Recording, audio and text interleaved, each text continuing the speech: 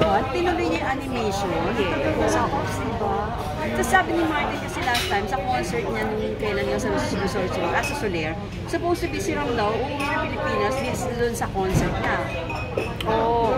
Ang concert ni Martin nasa States na, di ba? Oh, yeah. Pero meron siyang benefit concert na sa Soler. Supposed to be nandun din si Ram. Yeah, hindi nung nakaabot. Kasi he really wanted to stay there first. And, of course, malalaki na yung mga anak namin. They have their own, kumbaga sa mind. Yun ang gusto nila. And they want to try it out. And I think they're doing very, very well. They're working very hard.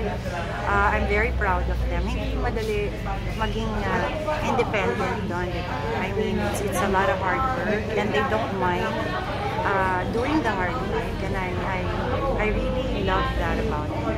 Maraming natuwa doon sa nababas na pictures niyo noon sa Instagram. Parang blended family. Tama ba yun, Pops? Agree ka ba doon? Blended? Kasi we are very blended, yes. Iba ng panahon, diba? So, ganun na talaga. And okay naman because I want my boys to also be very close to their brother.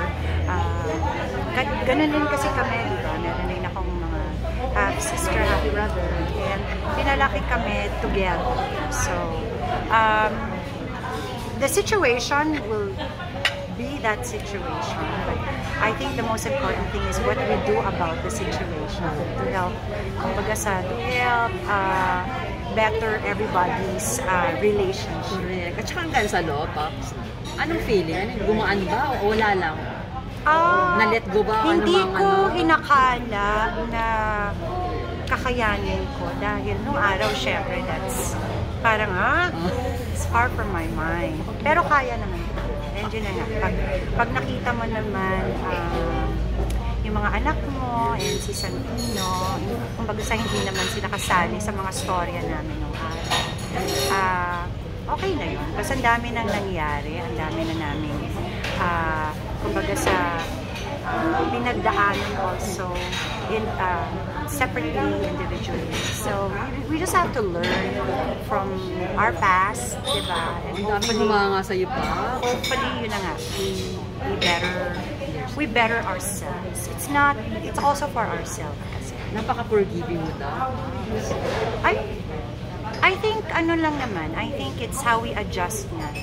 And I think that's the for me, kasi yun yung pinaka-the best na mangyari. Kasi nga, ayaw mo rin naman na meron ka pang dinadala na galit, sama lang.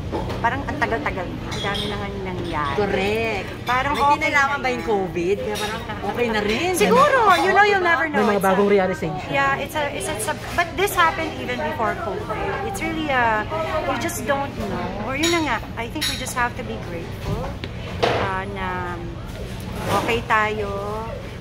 I always post this kasi I believe it na we should always be grateful for all of our blessings. Every day is a blessing, diba? Totoo yan, hindi natin.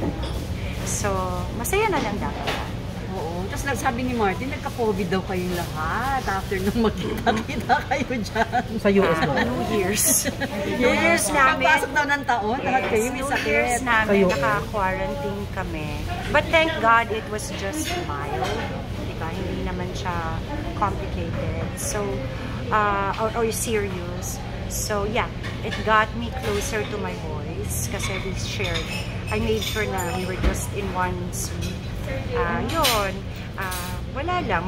Pag-ising ng bonding ninyo? Pag-ising mo kami lang. Hanggang sa gusto na nila lumabas. Alam mo yan. Na pwede naman, kaya lang praning pa ako. So, nag-stay pa rin kami. Kasi tayo naman pag nagdaanan ng COVID, Pops, no? Tapos dito sa concert nyo, di ba? Yes, nag-quarantine. Pero dito, okay naman kami. It's just that, para running lang siguro ako and just to be kumbaga sa kumbaga sa I did my share. I didn't want to go just in case para wala kaming mahawa. Although there parang they treat it like it's a sipon na lang. Parang tangkas. Oo, parang even I think tama ba yung narinig ko on the third day if you get it pwede ka na mag-work. But anyway, I still wanted to be sure. Miss Pops, medyo ano ba, nang hinayang ka na dapat magiging apo ka na or magkakaroon ka na ng hipag na si Sia, tapos biglang, di ba? Biglang ano yung nangyari na sana si Sia yung magiging hipag. May ganun ba? Parang botong-boto ka kay Sia before. I love Zia. She's such a sweet, nice girl. Napakabait na bata. But hindi naman, kumbaga sila naman yung may relationship. So syempre, as a parent, as a mom, we have to respect their decision. But like I said, I know that they're still good friends. I think they still communicate. So yun naman yung magandang nangyari. Humingi po ba ng advice si Robin sa'yo pagdating sa pag-ibig? Magiging ba si Kuya? Hindi. Hindi. Although, pinapangaralan ko siya. Ano na ngayon, di ba? Ako kasi my mom was so strict with me. And I have 2 boys. So I want them to be able to decide for themselves. Every so often, magbibigay ako ng advice, pangarap. Minsan sinusunod, syempre minsan they have their own plans and then they have their own ideas. So, I have to respect that also. Pero alam mo, Paps, nung nakita ko yung Instagram ni Sia, di ba na yung bumati sa kanya? Even you, nag-post ka ng congratulations something. Pero yung iba lahat, nireplyan niya except for yung message mo. Is there something between you and Zia? Napansin mo pa yun, Tita Julie? Hindi, very obvious. Ano naman siguro? Kasi even kay Marty, naglagay siya ng emoji. Kasi yun isa-isa ko eh. I will not take that in a bad way. Baka naman na-miss lang niya yun. Na-miss out lang niya yun. But no, as far as I know, we're very okay kayo. When was the last time nagchikahan kayo ni Zia? Matagal na siya. Oo, nung sila pa. Huwag niyo nang intrigahin niya. Siyempre, baka naman sa sobrang dami rin nag-message, hindi na niya nabasa lahat. So, as you know, at the end of the day, things happen for a reason and sometimes they happen for better reasons. So, baka naman, not baka, that is, kumbaga sa yun yung life niya. Excited ka na bang maging apo, maging lola din po, maging lola to your... May girlfriend na ba? I mean, dun sa dalawang son niyo po na... Ayoko silang i-pressure, honestly. Kuya, matagal na kasi yun parang ngayon yun lang ba na rin? Parang ngayon lang namin na-interview eh. Tsaka ngayon lang nag-interview, 1 years. Matagal na silang, because nga, well, I really don't know what it is. Again, I respect their decision.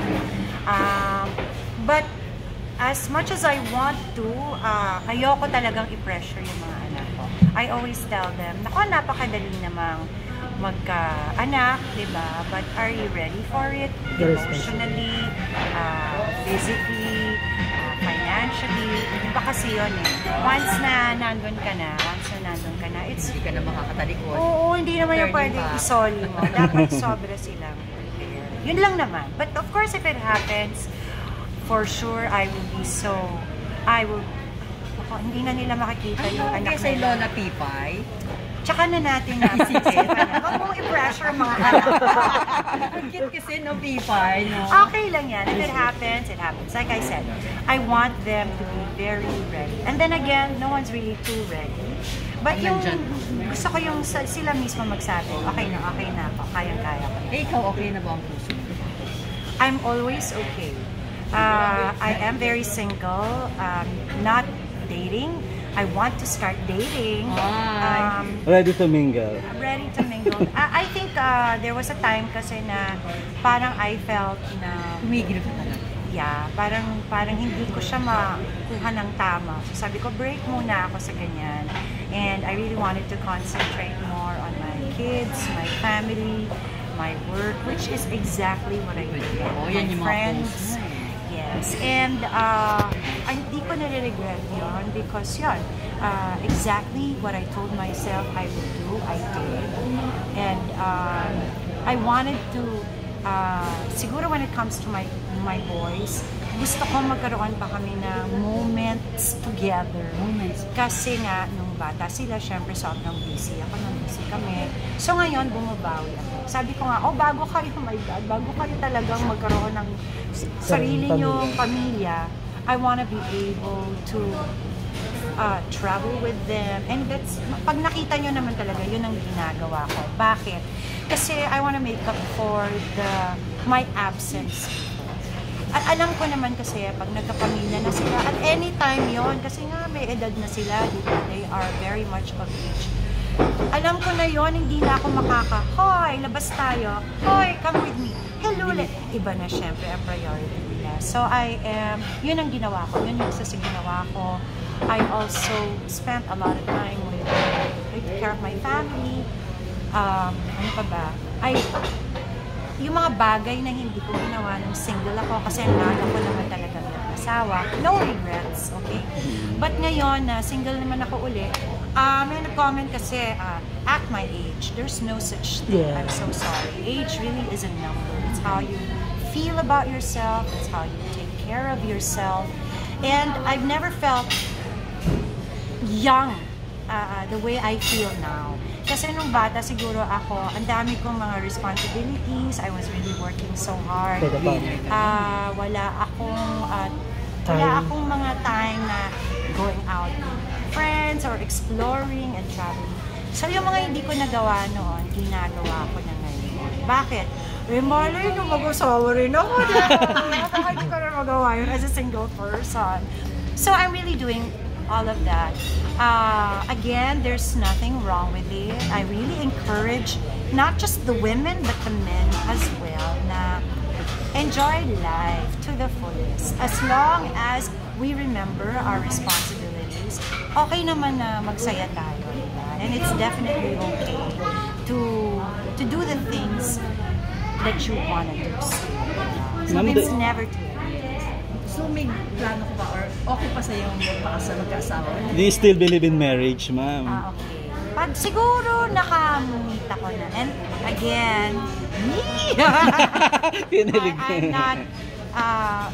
again, I'm not planning it. If it happens, it happens. Diba? Pwede bang foreigner? Or showbiz ba, ma'am? Or Siyempre natin alam, di ba? Kung ano man yun. But sana, non-showbiz na. Sana, Para mas tahimik. Para iba naman yung work na. Iba yung line. Pero saan nyo po prefer magpakasal? Here or sa States? Ay, kasal agad? Hanap muna. Wala pa masyadong niligaw. No? Doon muna tayo. Step by step. Ngayon, pag nagka-love life ako, na malalaman mo. Ay, hindi mo isi-secret. Hindi na, wag na. Okay na yan. Tsaka nyo na ako tanungin.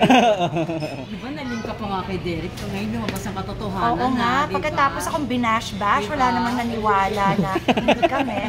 Maraming salamat na naniwala kayo na kami pala talaga. But yeah, actually, medyo sabi ko nga, oh my God. Sabi ko, but of course, I know naman na lalabas naman talaga yung katotohanan, di ba? Alam nyo naman ako, hindi naman ako sumasagot sa mga ganyan. But yes, at least they found out. Last ko na